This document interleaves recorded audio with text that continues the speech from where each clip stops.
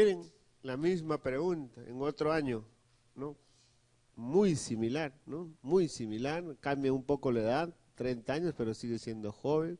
Fatiga coluria, lo mismo. Esplenomegalia, hígado hepatomegalia, transaminasas también elevadas, bilirrubina. ¿Cuál es el cambio acá? Te dan ANA, ¿no? Anticuerpos antinucleares, 1/600, recontra positivo, patrón moteado, test virus B y C negativos. Para sustentar mejor un probable diagnóstico se les solicitaría. Ya no me dicen cuál es el diagnóstico, sino que para demostrar cuál es el diagnóstico que les solicitaría, pero igual voy a tener que diagnosticar. Y lo mismo, parto de estas transaminasas muy elevadas, daño hepatocelular, fosfatasa alcalina un poquito, entonces es un daño hepatocelular, marcadores B y C no hay, o sea, no es virus, no hay medicamentos, es una hepatitis autoinmune, por lo tanto tiene que pedir anticuerpos antimúsculo liso. Paciente de 40 años con diagnóstico de cirrosis hepática, con ascitis hace 2 días, inicia fiebre, escalofrío y dolor abdominal difuso. Estudio de líquido acítico muestra más de 200 leucocitos polimorfonucleares. ¿Cuál es la mejor probabilidad diagnóstica? Es un cirrótico que tiene ascitis y viene por fiebre, escalofrío y dolor abdominal difuso.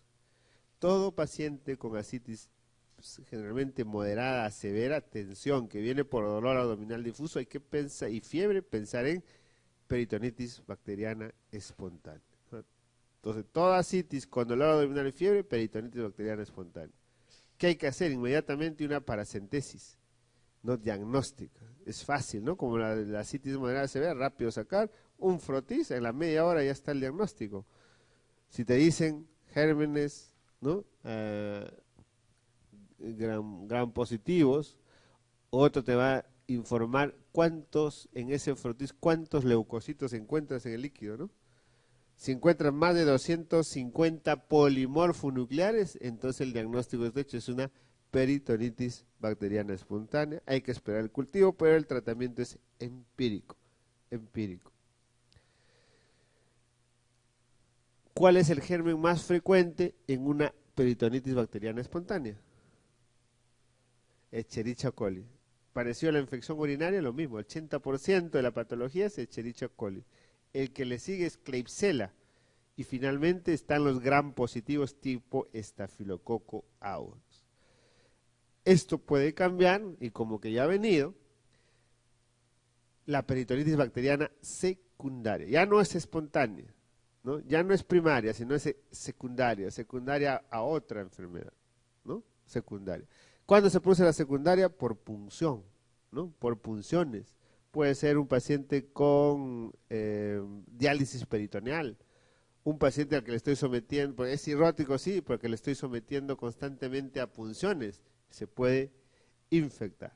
¿No? Ahí cambia la patología, ya no es más frecuente los gram negativos, sino los gram positivos, Staphylococcus aureus. También 75-80% Staphylococcus aureus, después vienen los gram negativos. Mujer de 40 años refiere prurito generalizado y edema de miembros inferiores de hace varios meses. TGP 180, TGO 120, bilirrubina 1.3, fosfatasa alcalina 800, anticuerpos mitocondriales positivo. ¿Cuál es la primera posibilidad diagnóstica? Igual, paciente de edad media, ¿no? Ese perfil hepático, ¿qué tipo de patrón es? Transaminasas máximo está 3 a 4 veces, pero miren la fosfatasa alcalina, 8 veces, 8 veces el límite superior normal. Entonces, por lo tanto, ¿qué cosa es? Colestásico, ¿no? Un patrón colestásico, y esa elevación de las transaminasas que están entre 3 y 4 es secundaria a la colestasis. Entonces, en conclusión, es una colestasis pura, ¿no? Es un daño colestásico, ¿no? Miren la bilirrubina, ligeramente, casi normal. Hay una desproporción, eso no es habitual, ¿no? Lo habitual es que si hay fosfatasa alcalina elevada, también que la bilirrubina se incremente, ¿no? Cuando hay esa desproporción, solamente fosfatasa alcalina y la bilirrubina no se incrementa, vemos ese tipo de patrón infiltrativo que vimos, ¿no? Que era un hepatocarcinoma, puede ser un absceso o una granulomatosis hepática, el patrón infiltrativo, una posibilidad. Y la otra posibilidad, cuando vea gran desproporción a predominio de fosfatasa alcalina y la bilirrubina incluso puede estar normal o ligeramente incrementada, eso se ve en las patologías autoinmunes de la vía biliar, cirrosis biliar primaria o colangitis esclerosante primaria. Entonces, esto es un patrón colestásico, habíamos dicho la primera causa, medicamentos, este paciente no toma ningún medicamento, sepsis tampoco, hepatitis tampoco, hepatitis A, y lo único que queda pensar entonces es una enfermedad autoinmune de la vía biliar. Como es mujer joven, habría que pensar en cirrosis biliar primaria. Y miren cómo inicia la enfermedad con prurito, ¿no? Prurito, característica de una colestasis intrahepática. Entonces recuerden esta desproporción entre la bilirrubina, ¿no? Para algunos laboratorios 1.3 es normal, ¿no? Para otros hasta 1. En todo caso hay ligero incremento de la bilirrubina y gran incremento de la fosfatasa alcalina. O es una enfermedad autoinmune de la vía biliar o es un patrón infiltrativo, como hemos visto en una pregunta anterior, ¿no? O un absceso, un hepatocarcinoma o una granulomatosis hepática.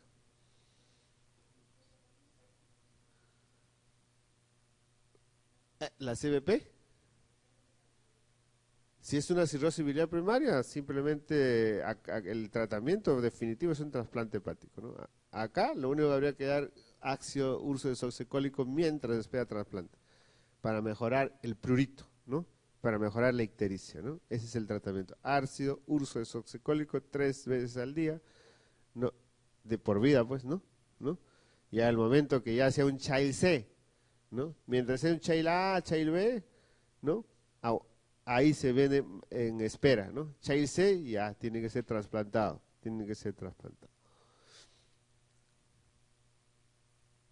Paciente varón de 66 años acude por emergencia por dolor intenso en abdomen superior. Asimismo, náuseas y vómitos. Antecedentes, consumo frecuente de vodka, niega litiasis vesicular y consumo de medicamentos.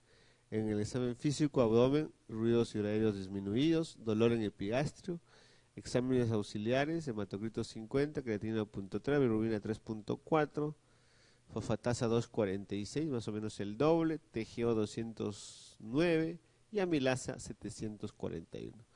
Radiografía de abdomen simple, dilatación de asas intestinales, ecografía abdominal, dilatación del colédoco sin evidencia de cálculos. Después de 48 horas se incrementa la ictericia, ¿no? Pasa a 8, de 3 a 8. Fosfatasa también se incrementa de 2.46 al doble. Y la TGO también se incrementa un poco. ¿Cuál es el examen auxiliar o procedimiento que indicaría? ¿Cuál es el diagnóstico de este paciente?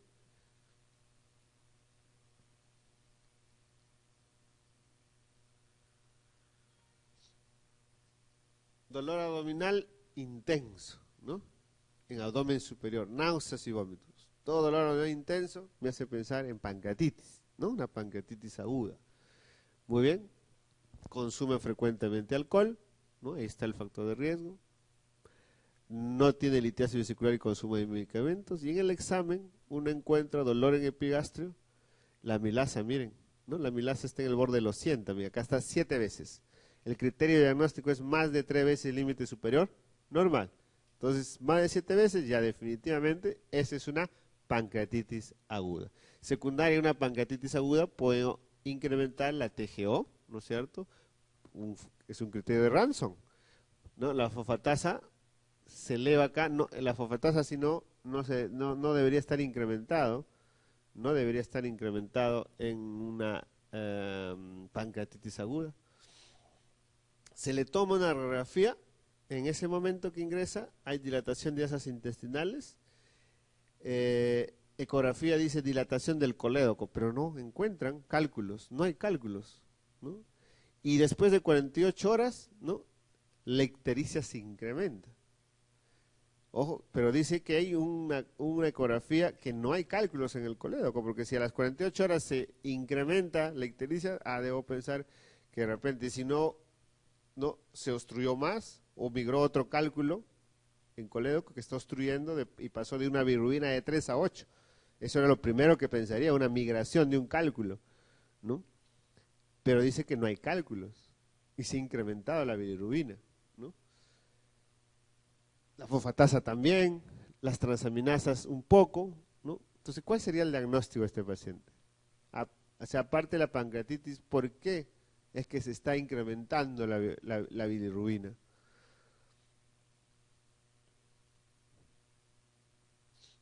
Pero no hay cálculo, ¿no?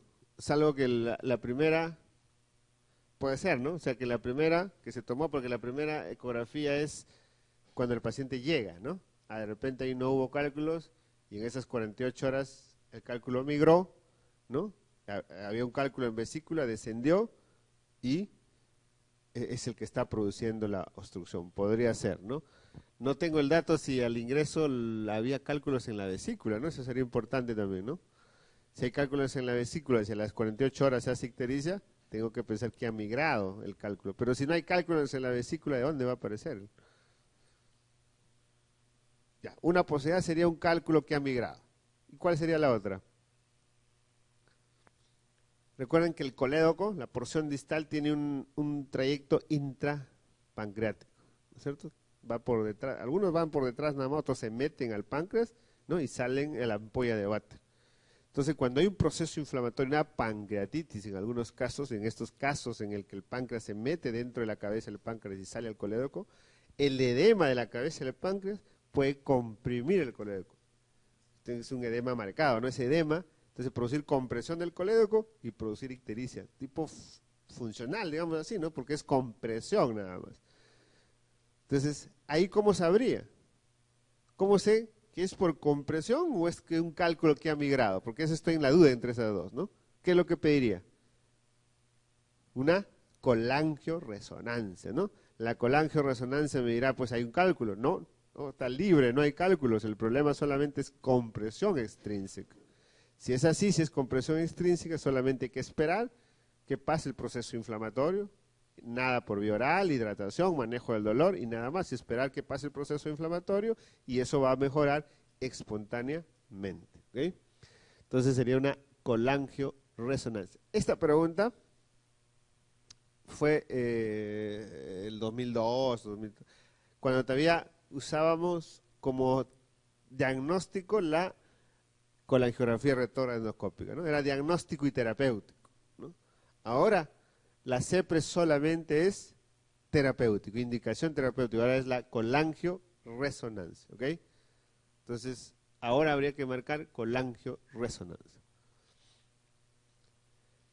Paciente varón de 57 años, alcohólico, acude por presentar desde hace un año dolor abdominal difuso persistente, asociándose a baja de peso, progresiva, palidez, diarrea no inflamatoria con restos alimentarios. Hace un mes se añadió polidipsia y poliuria, exámenes auxiliares, una hemoglobina de 9, creatinina 0.2, glucosa en 220. Radiografía simple de abdomen, calcificaciones. ¿Cuál diagnóstico más probable?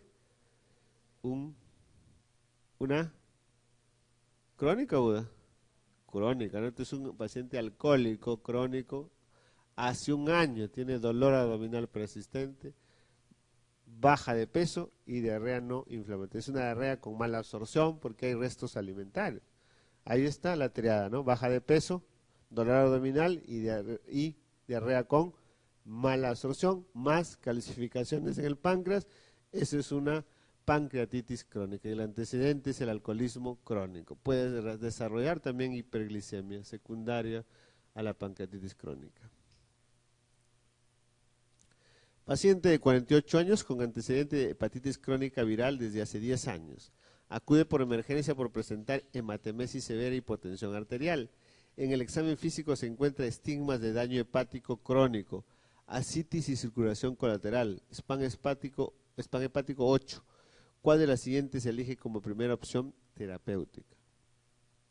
Tiene antecedentes de hepatitis viral, viene por hematemesis y tiene todos los estigmas hepáticos de daño hepatocelular crónico. Este es un paciente cirrótico que viene por hematemesis, ¿no?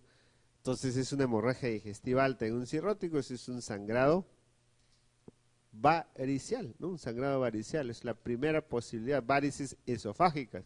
Y la segunda, que sea un sangrado por varices a nivel del estómago, ¿no? En el esófago el sangrado es a chorro, porque se rompe alguna varices ahí visible, en cambio en el estómago es diferente, en el estómago las varices no son superficiales, sino son internas, debajo de la mucosa. Entonces el sangrado es en capa, ¿no? O en napa también le llaman. Ahí es bien difícil hacer tratamiento endoscópico, ¿no? Escleroterapia o ligadura, porque no se ve la varices. Y está sangrando toda una gran región en capa. Y no voy a estar pues haciendo inyectoterapia en toda esa región, ¿no? O sea, es más fácil tratar es una varice esofágica, ¿no? Puedo ligar, puedo esclerosar. Pero si es en el estómago, lo único que me queda, felizmente no es lo más frecuente, es colocar una sonda de Saxstacken-Blackmore. Tiene dos globos, un globo para el esófago, si hay sangrado varicial en el esófago, y otro globo para el estómago.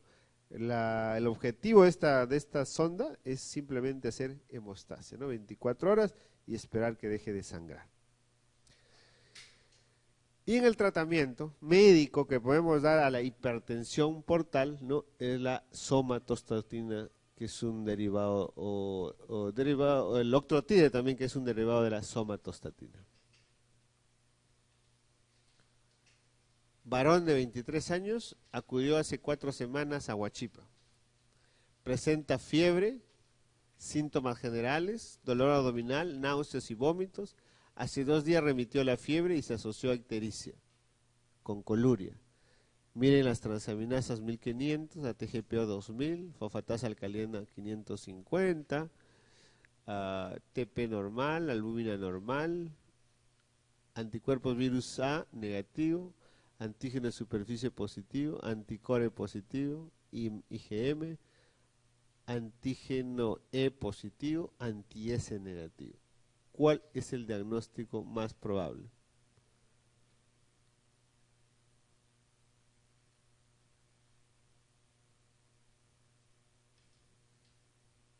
Varón joven, 4 semanas estuvo, dice, acudió a Huachipa y de ahí hace fiebres, síntomas generales, dolor abdominal, náuseas y vómitos.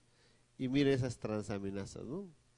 Estamos hablando de 50 veces, ¿no? TGP 50 veces, TGO 40 veces más o menos, ¿no? Y miren, predomina la TGP sobre la TGO, es un daño hepático agudo, ¿ok? Fosfatasa alcalina entre 4 a 5 veces el valor normal, debe ser secundaria al daño hepatocelular. Entonces, en conclusión, ese perfil hepático es un daño hepatocelular agudo. Hepatitis, pero lo que primero que pienso siempre es hepatitis viral, y ahí me dan los marcadores. ¿A qué corresponde? Si hay antígeno de superficie positivo, me indica infección. Agudo crónico lo veo en el anticore IgM es agudo. Entonces, una infección aguda, en el cual también puede haber el antígeno E y no hay el anti-S. Es una hepatitis viral aguda B, ¿no? Tiene antígeno de superficie, tiene anticore IgM y no ha sintetizado el anti-S, anti-S negativo. Mujer de 64 años, presenta dolor abdominal, náuseas y vómitos de hace 3 días. El dolor es en epigastrio irradiado hacia la espalda. La paciente no toma medicación alguna. Al examen se evidencia leve obesidad, temperatura de 37.9, dolor momedrado en epigastrio a la palpación. La taca abdominal con contraste muestra pancreatitis con hiperdensidad en toda la glándula y una colección de fluidos cerca al páncreas. ¿Cuál de las siguientes es el diagnóstico más exacto?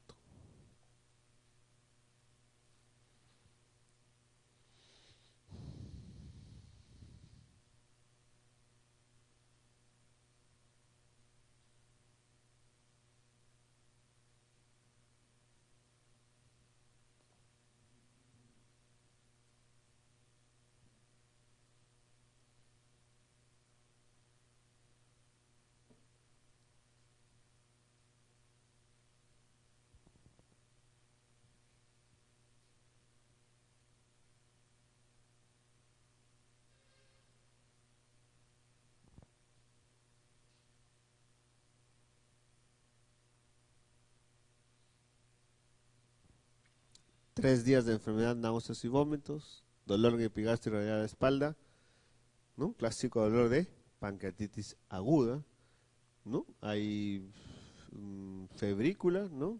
Febrícula, al examen de dolor en epigastrio de la palpación, y un ataque me dice ahí, ¿no? Pancreatitis con hiperdensidad de toda la glándula, con una colección de fluido, ¿no? En el páncreas, hay un fluido. Esa colección que de fluido siempre es hipodensa, una colección hipodensa. ¿Puede ser un pseudoquiste pancreático? No, ¿no es cierto? A los 3 días de enfermedad no se va a formar. El pseudoquiste se forma entre la 4ª y 6ª semana después del episodio de pancreatitis. No puede ser. Entonces, esta es una colección aguda en un paciente cuyo ataque me está diciendo pues que es una pancreatitis con hiperdensidad, es un páncreas edematoso nada más, o también llamado intersticial, ¿no? Entonces sería una pancreatitis intersticial con una colección aguda de fluido. Recuerden, una colección aguda. Diferente hubiera sido si el paciente tiene un antecedente de hace un mes que le dio una pancreatitis, le detectaron cálculos en la vesícula, le dijeron que tenía que operarse y el paciente no se operó y viene al mes y medio nuevamente con dolor en epigastrio, náuseas y vómitos, amilasa positivo. Entonces uno diagnostica una posibilidad. ¿Cuál es? Un nuevo episodio de pancreatitis aguda recidivante, ¿no? Encima en el examen físico encuentra una masa palpable en epigastrio. Hay una masa palpable en epigastrio, ¿no? Entonces puedo decir, esta es una pancreatitis recidivante con una colección aguda, como está acá. Pero hay otra posibilidad. Si este paciente ya tuvo hace mes y medio, hace 6 semanas, una pancreatitis anterior, y ahora viene con nuevo dolor, náuseas y vómitos, hiperamilasemia, que es el mismo cuadro de un pseudoquiste pancreático. El pseudoquiste pancreático también produce dolor, eleva las amilasas. Entonces, el mismo cuadro. Entonces, podría ser ya no solo que sea un nuevo episodio, sino podría ser un pseudoquiste. Y esa masa palpable, ser un pseudoquiste pancreático. ¿Cómo lo voy a saber? La clínica es la misma. Es con prueba de imágenes, la tomografía. Si la tomografía me indica una colección, una imagen hipodensa con cápsula, una cápsula blanquecina, ¿no? Tipo de densidad del hueso, así blanco, eso es un pseudoquiste pancreático. Pero si hay una hipodensidad sin pared, sin cápsula, eso es una colección aguda. Entonces el diagnóstico va a ser por imágenes. No hay manera de diferenciar un pseudoquiste pancreático de una colección aguda si no es por tomografía. Pero este paciente de esta pregunta no le está refiriendo a antecedentes, pues el primer episodio, si es un primer episodio y veo una masa palpable en epigastrio, esa es una colección aguda. No puedo pensar que es una pancreatitis, perdón, un pseudoquiste pancreático. Para el pseudoquiste tiene que pasar 4 a 6 semanas. Como le decía, diferente sería si el paciente tuvo un antecedente de hace un mes y viene nuevamente y viene con una masa, eso sí podría ser un pseudoquiste pancreático. Varón de 75 años presenta gradualmente prurito, ictericia y dolor vago en el cuadrante superior derecho. Él tiene una historia de 30 años de colitis ulcerativa. Al examen presenta signos vitales normales, escleras ictéricas y hepatomegalia. La ecografía abdominal muestra dilatación de vías biliares intra y extrahepáticas, pero no evidencia de cálculos. El nivel de bilirrubina es de 10, la fosfatasa alcalina es de 400 y la amilasa es normal. La TAC abdominal encuentra masas pancreáticas no encuentra masas pancreáticas o adenopatías. El diagnóstico diferencial para este paciente puede incluir a cuál de los siguientes.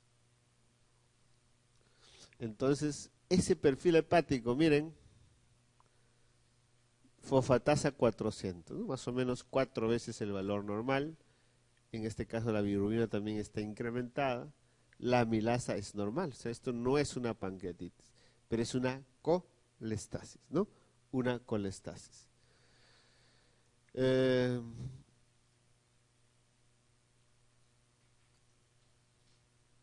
Intra o extrahepática. ¿Cómo inicia el cuadro? prurito. Luego ictericia, dolor vago, dicen, ¿no? Pero si inicia con prurito, ¿no? Lo más probable es que sea una colestasis intrahepática. Pero la intrahepática no duele, ¿no? Pero este tiene dolor. Entonces de repente hay compromiso mixto, tanto intra y extrahepática. Y cuando le hacen la ecografía me dicen eso, pues, ¿no? Que hay dilatación de vías biliares intra y extrahepáticas. Entonces hay colestasis intra y extrahepática. ¿Algún medicamento que esté tomando? No, ¿no? Cálculos, ¿no? La TAC me dice que no hay masas pancreáticas, no hay adenopatías, tampoco la ecografía me dice que haya cálculos. Entonces, de repente estamos frente a una enfermedad autoinmune de la vía biliar. CBP, cirrosis biliar primaria, no podría ser, porque ahí es la colestasis solamente intrahepática. Y es más en mujeres, y este es un varón. Entonces viene la otra patología, la colangitis esclerosante primaria, que sí tiene dilatación de vías biliares intra y extrahepáticas, como este caso. Es más frecuente en un varón. Y hay otra cosa importante, este paciente tiene antecedente de colitis ulcerativa. Y la colitis ulcerativa se relaciona más a colangitis esclerosante primaria. Es un factor de riesgo para colangitis esclerosante primaria. Entonces, mire, ya tenemos varias características que me están indicando que este es una colangitis esclerosante primaria. ¿Y cuál será su marcador inmunológico? Antimúsculo liso, igual que la hepatitis autoinmune, antimúsculo liso positivo. Mujer joven, obesa, con dolor abdominal severo en el cuadrante superior derecho que se ha incrementado en las últimas 24 horas. Presenta fiebre, ¿no? La presión está bien, la frecuencia con tendencia a la taquicardia. La paciente luce tóxica, ictérica y con escalofríos. Los ruidos cerebroaéreos están disminuidos y hay marcado dolor en el cuadrante superior derecho abdominal. Pero no se palpa hígado o vesícula biliar. Los leucocitos se encuentran 16.000 con desviación izquierda, las bilirrubinas en 4.5, fosfatasa ligeramente incrementado, la amilasa está normal. ¿Cuál de las siguientes es el mejor diagnóstico y el mejor tratamiento para esta paciente? Entonces viene con dolor en el cuadrante subhipocondrio derecho. Viene por fiebre, ¿no? Fiebre, escalofríos, ¿no? Hay leucocitosis de versión izquierda, bilirrubina está incrementada. O sea, dolor en hipocondrio derecho, hay fiebre y ictericia. Entonces, la triada colangitis, ¿no? La triada de Charcot, la triada de Charcot. Dolor abdominal tipo cólico, ¿no? Ictericia y fiebre, la triada de Charcot, ¿no? Y descarta colicistitis, porque la colicistitis también tiene todo igual excepto ictericia, ¿no? No debería haber ictericia en la colicistitis aguda. Todo es igualito, excepto la ictericia. Entonces es una colangitis. O sea, podría ser la C o podría ser la D. Entonces ahora, ¿cuál es el tratamiento? Porque la diferencia es en el tratamiento, miren. Uno está con ceftraxona y el otro está con ampicilina y sulbactam. ¿Qué gérmenes son frecuentes en una obstrucción de la vía biliar? Gram negativos y anaerobios. Hay que cubrir esos dos. Ceftraxona, muy bien para gram positivo, gram negativos. No te cubre anaerobios. Ampicilina sulbactam, ¿no? Una aminopenicilina, como es la ampicilina, más un inhibidor de la beta-lactamasa. La ampicilina cubre bien anaerobios, ¿no? Y esa asociación con el ácido sulbactam cubre gram negativo. Entonces, el medicamento entre ceftraxona y ampicilina sulbactam que me dan ahí, habría que elegir eso, ¿no? O puedo usar también una ceftraxona, puedo usar más un antianaeróbico, metronidazol o clinda, o puedo usar una quinolona, gram negativos, más un metro o más clinda, ¿no? También puede haber esas asociaciones. Pero acá tengo que escoger entre esas dos, pues, ¿no? Entre ceftraxona sola o darle ampi con sulbactam. Entonces, mejor es ampi con sulbactam. En el síndrome de Gilbert, la histología hepática revela ¿Ah? Hígado normal, porque es un trastorno enzimático. La histología es completamente normal. ¿Cuál es la primera medida terapéutica a adoptar en la pancreatitis aguda?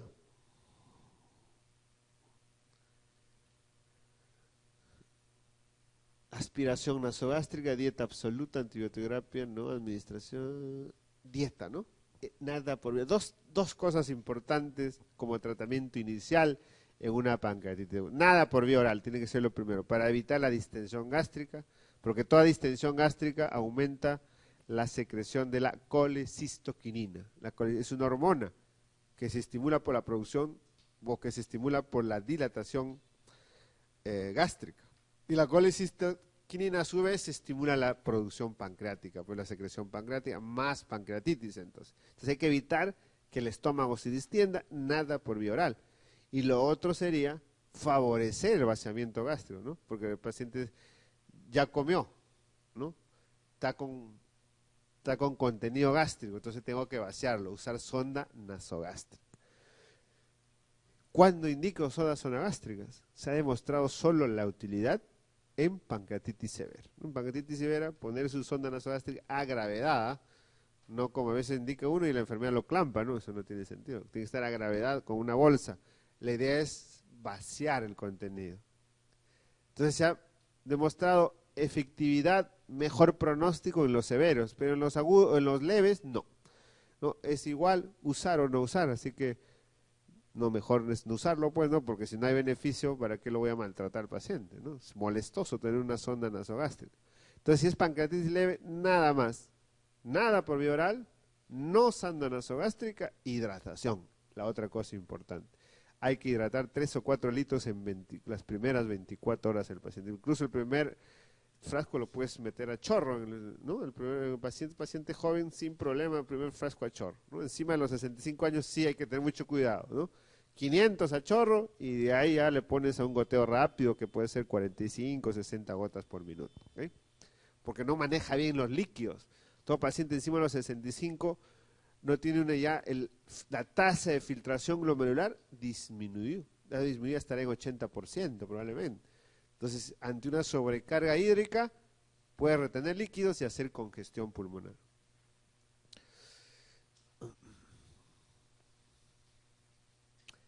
Antibióticos de amplio espectro.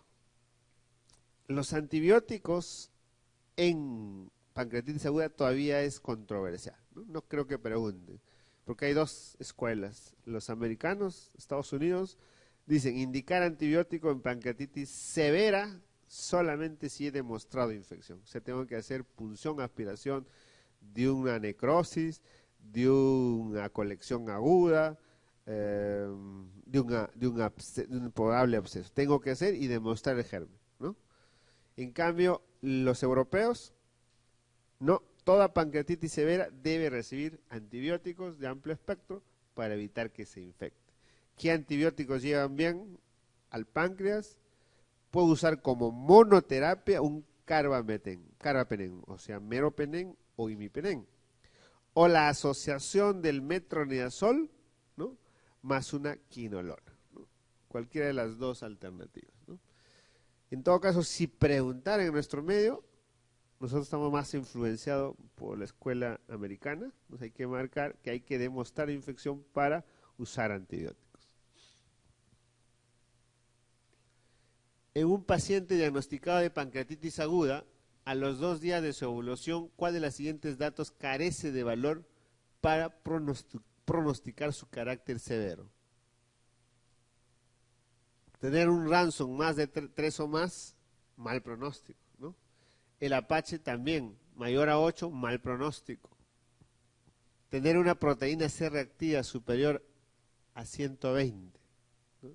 Por sí solo la proteína C reactiva también ha demostrado mal pronóstico siempre y cuando esté encima de 100 o 120.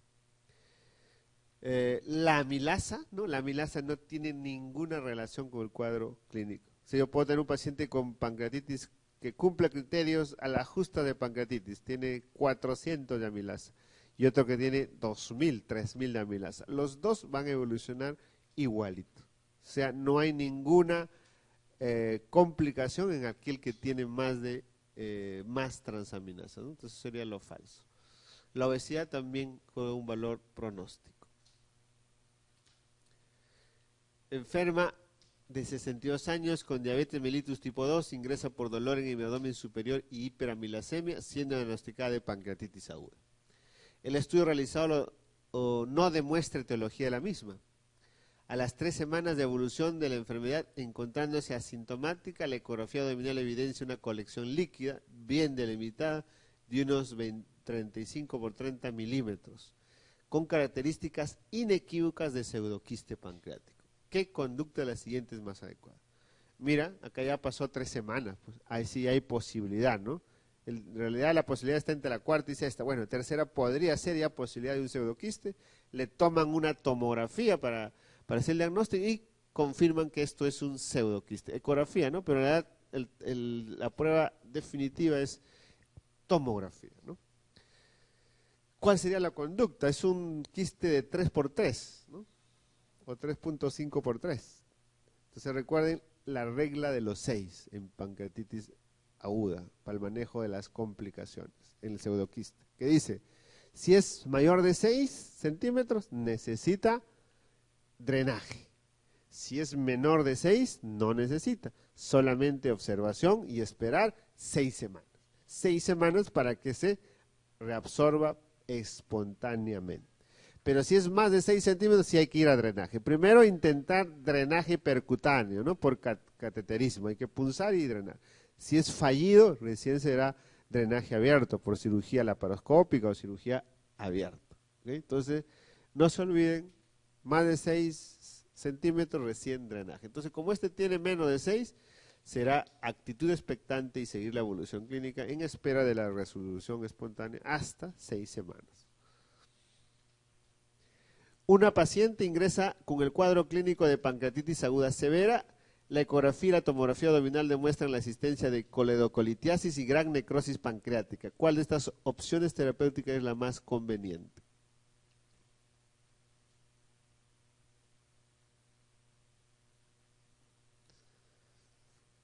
En este caso, la causa es biliar, sí, pero es un cálculo en el colédoco. Esa es la causa de la pancreatitis aguda. Entonces, ¿cuál sería el tratamiento? Una CEPRE, ¿no? Con papilotomía. Es la única indicación de las pancreatitis agudas. Cuando hay un cálculo del colédoco, hay que retirar lo más pronto posible porque ese es el causante de la enfermedad. ¿Cuál de las siguientes no es uno de los llamados criterios de Ranson modificados para predecir un mal pronóstico en el seno de una pancreatitis aguda? Amilasa, ¿no? Amilasa no interviene para pronóstico, sirve para diagnóstico, no tiene ninguna relación con la severidad de la enfermedad. El resto sí, ¿no? Tengo edad mayor de 55, leucocitos más de 16.000, calcio menos de 8, hipoxemia, ¿no? Varón de 55 años, ingresado 3 días antes con un episodio típico de pancreatitis aguda, en que la ecografía inicial mostró una vesícula biliar y vías biliares normales, con reposo digestivo, analgésicos, no opiáceos, rehidratación y sonda nasogástrica exclusivamente, está evolucionando bien. Al 4.º día desarrolla ictericia indolora, sin otra manifestación. En la analítica, las transaminasas están 3 veces por encima del límite alto de lo normal y la fosfatasa alcalina y la gamma-glutolitas péptidas están 8 veces por encima. O sea, hay colestasis, ¿no? Demostrado colestasis. Señale la conducta que le parezca más correcta entre las siguientes. Miren que es un paciente con diagnóstico, ¿no? o con episodio típico de pancreatitis. No se demuestra cálculos ni en la vesícula, ¿no? Todo está normal. ¿Okay? Le dan tratamiento y al 4.º día desarrolla ictericia, que no duele, pero está haciendo colestasis. ¿Cuál sería la señal, la conducta que le parezca más correcta?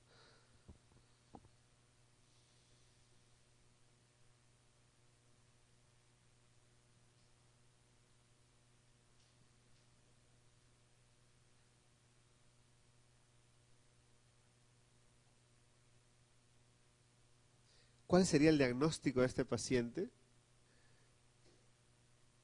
Ingresa con pancreatitis aguda, le toman una ecografía para ver si es biliar, no encuentran nada, no hay cálculos ni en el coleco ni en la vesícula, y no, a los 4 días ya fue evolucionando favorable, empieza vía oral, ¿no? Todo empieza y nuevamente empieza a elevar fosfatasa alcalina, ¿no?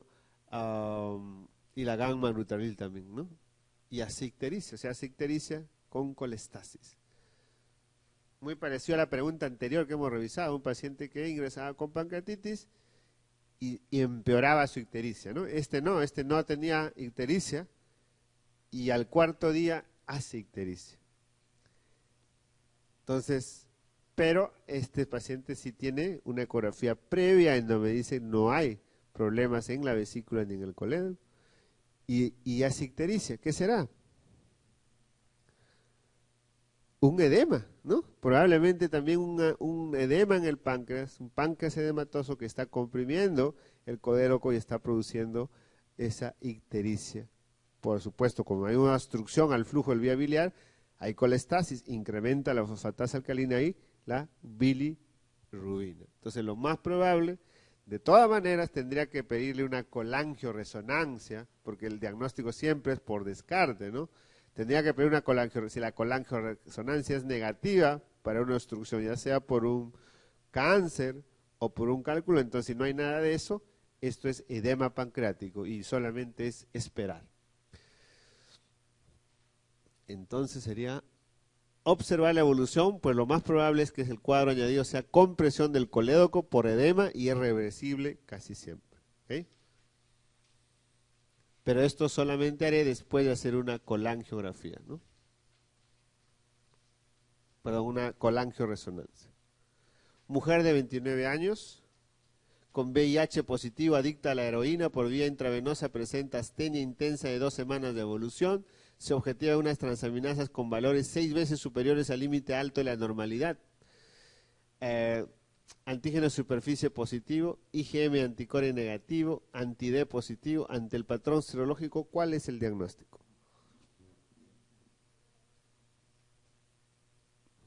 Miren esos transaminasas 6 veces más, es un patrón de daño hepatocelular, pues, ¿no? Puede ser una hepatitis, le piden y encuentran antígeno de superficie positivo, anticore IgM negativo, anti-D positivo, antivirus D, ¿no? Este es antivirus D. ¿Cuál sería el diagnóstico? ¿Hay o no hay hepatitis aguda? ¿O es una hepatitis crónica? Antígeno de superficie positivo, me dice infección, aguda o crónica. Anticore IgM negativo, si es IgM negativo tiene que ser IgG, pues, ¿no? Si acá tiene positivo tiene que ser IgG, entonces es una hepatitis crónica. Y tiene el anticuerpo total para el virus D. Entonces, hay 2 posibilidades. O es una coinfección del virus hepatitis B más el D, o es una sobreinfección. Coinfección es cuando simultáneamente los 2 virus están haciendo la infección, y sobreinfección es que primero se dio una hepatitis B y sobre esa aparece después la aparición de la hepatitis D. Coinfección serían si la B es aguda, ¿no? Y ahí aparece la D. Ahí sería una coinfección, ¿no? Una hepatitis aguda que se está coinfectando con el virus D. Pero esta es una hepatitis crónica, o sea, ya lo tiene la hepatitis B hace tiempo y ahí se está añadiendo la hepatitis D, por lo tanto es una sobreinfección. Y recuerden, la hepatitis D solamente puede haber si existe la hepatitis B. No, si no, no hay. Un paciente de 36 años diagnosticado previamente de colitis ulcerosa ingresa por presentar ictericia y prurito sin dolor abdominal. La exploración física muestra ictericia como único dato reseñable. En la analítica destaca una TGO de 102, la ecografía abdominal muestra dilatación de vía biliar intraextrahepática, la vesícula biliar no contiene material litiásico.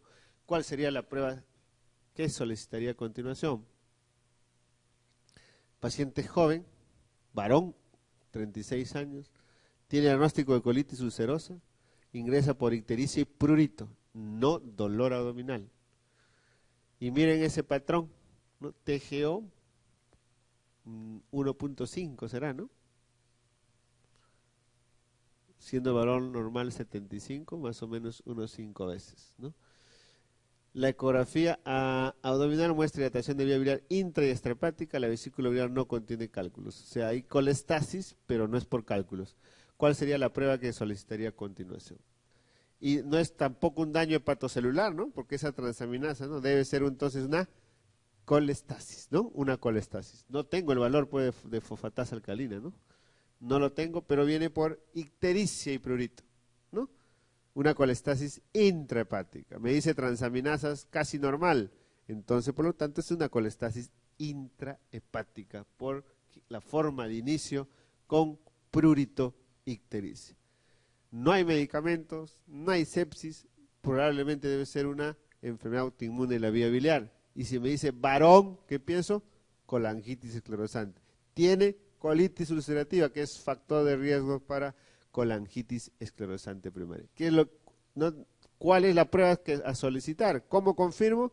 En realidad sería una colangioresonancia, ¿no? Pero esta pregunta es antigua, o en todo caso en el examen es así, tengo que elegir la mejor respuesta.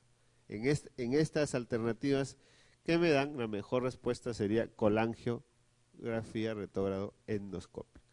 Pero en la actualidad lo que te van a poner es una colangioresonancia, Voy a encontrar dilatación de vías biliares intra y extrahepáticas y el marcador va a ser antimúsculo liso positivo. Recuerden siempre, mire cómo empiezan estas enfermedades intrahepáticas, prurito y ictericia. Señale lo correcto respecto al carcinoma de páncreas.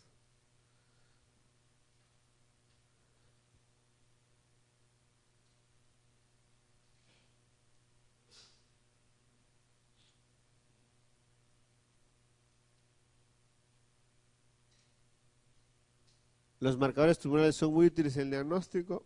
No. Cuando presenta dolor es actualmente inoperable, verdadero, es muy quimiosensible, falso, ¿no?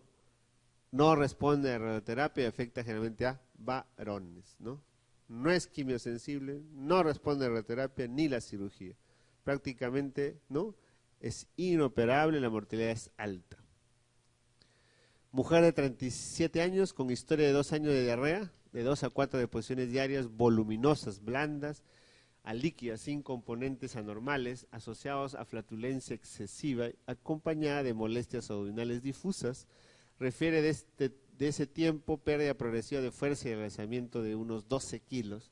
Datos de laboratorio relevantes: hemoglobina 10, BCM 72, sideremia o hierro sérico 30, está bajo porque el valor normal es hasta 50, albúmina 2.8, también bajo, grasa en heces 13 en el límite normal, escasa dilatación de asas yeyunales con pliegues moderadamente engrosados.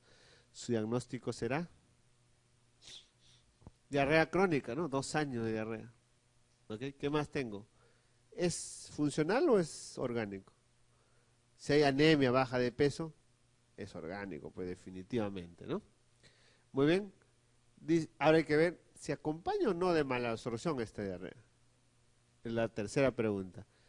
Hay flatulencia, ¿no? Excesiva, de repente es malabsorción de carbohidratos, flatulencia, meteorismo, flatos, ¿no? ¿Qué más? Tiene anemia. ¿Qué tipo de anemia?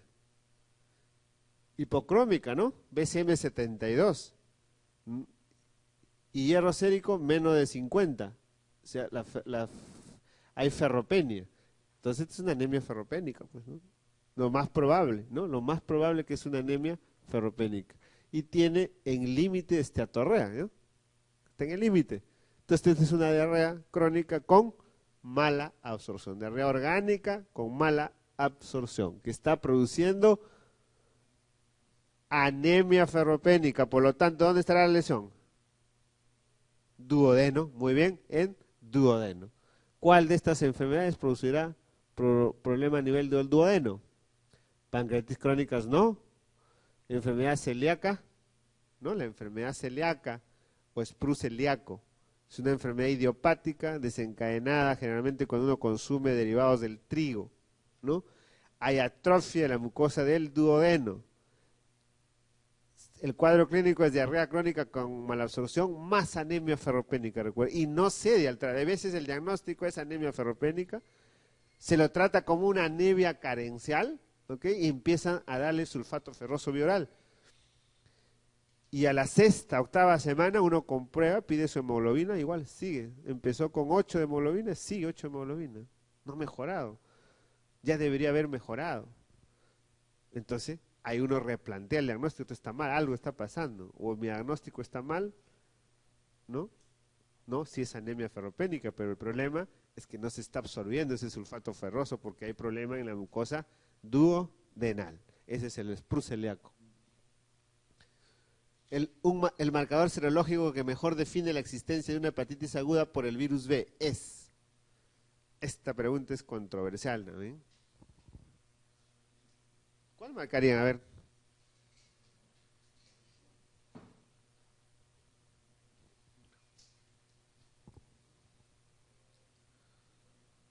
Al antígeno de superficie me dice infección, puede ser aguda o crónica. Anticore. Cuando me ponen anticore, así, es el anticore total. Puede ser IgM, IgG. Puede ser aguda o crónica también. Anticuerpo contra el antígeno E. Eso no me indica infección, solo actividad. Anticuerpo contra el antígeno del core de clase IgM. ¿No? Anticuerpo contra el antígeno del core de clase IgM. ¿Qué dicen? Eso sí, ¿no? Eso me indica, ¿no? Anticore normal. No, pues. No, esta está bien. Esta pregunta está bien planteada. Pero creo que es la siguiente. Hay una. No, con un anticore IgM, sin necesidad de tener antígeno de superficie, digo que es una infección. No hay otra, pues. Con anticore IgM no hay otra posibilidad que no sea una infección aguda. ¿Ok? Pero con un anticore total puede ser aguda o crónica. Con un antígeno de superficie puede ser aguda o crónica. ¿Ok? Entonces hay otras posibilidades. ¿Cuál de los siguientes síntomas es el de más frecuente presentación en el curso de una colitis ulcerativa? ¿Cuál de los siguientes síntomas es el más frecuente en una colitis ulcerativa? Rectorragia, ¿no? Rectorragia. Masa es del Crohn, ¿no? Acá está la rectorragia más frecuente en la colitis ulcerativa. El dolor perineal, esto ya lo hemos visto, ya voy a pasar esto. Todo lo que es enfermedad, estenosis, fístulas, ¿no? Más común es en el Crohn, ¿ok? Hay manifestaciones extraintestinales, ¿no? Como artritis, espondilitis, acrolitis. Acá que les pueden preguntar aquellas, porque todas estas se presentan en las dos enfermedades, ¿no? La que figura Crohn significa que es más en el Crohn que en la colitis, pero están en las dos, ¿ok? Y donde figuran los dos es porque están igual, pero hay en las dos enfermedades. ¿Qué es lo que pueden preguntar aquellos que dependen de la actividad de la enfermedad? Si la colitis está activa, aparece esa manifestación extra. Si no, no. Por ejemplo, la espondilitis anquilosante, que compromete a la columna axial, ¿no? A la columna vertebral. No es colitis dependiente. O sea, si no hay la enfermedad, no aparecerá. En cambio, la artritis periférica sí va a aparecer si hay, ¿no?, la enfermedad. Estos son los colitis dependientes, artritis periférica. La otra es el eritema nodoso. El eritema nodoso es una lesión a nivel del tejido celular subcutáneo. ¿Qué otra? Las aftas orales, colitis dependiente. ¿Qué otra? La colangitis esclerosante primaria, colitis dependiente. Señale lo correcto respecto a los enfermos con hepatitis aguda por el virus A. No desarrolla una hepatitis crónica, verdadero, no va a cronicidad. Solo el 2% de los 5 evoluciona, falso, 0% a cronicidad, todos se curan. ¿Presenta mayor riesgo que la población general de desarrollo de un hepatocarcinoma? No, pues no tiene riesgo porque no va a cronicidad. Los que van a cronicidad B y C sí tienen riesgo de hepatocarcinoma. ¿Se pueden coinfectar con el virus delta? Falso, es el B el que coinfecta. ¿Nunca sufren una hepatitis fulminante? Falso. Sí sufren, menos del 1%, pero sí pueden sufrir hepatitis fulminante. Entonces la alternativa correcta es la A. Un varón de 32 años es llevado a urgencias tras una ingesta copiosa de lejía concentrada con fines autolíticos. Aqueja dolor epigástrico, hematemesis de sangre roja y su objetivo un neumoperitoneo en el estudio radiológico. ¿Cuál entre las actuaciones propuestas la que debe realizar en primer lugar? Entonces, si hay un neumoperitoneo, es una imagen, el paciente puede estar de pie, ¿no? Y va a haber aire entre el diafragma, ¿no? Y el hígado, ¿no? Eso se llama neumoperitoneo. ¿Qué cosa es neumoperitoneo? Es un signo de perforación de una víscera hueca, ¿no? Puede ser estómago, puede ser intestino delgado, intestino grueso, es perforación.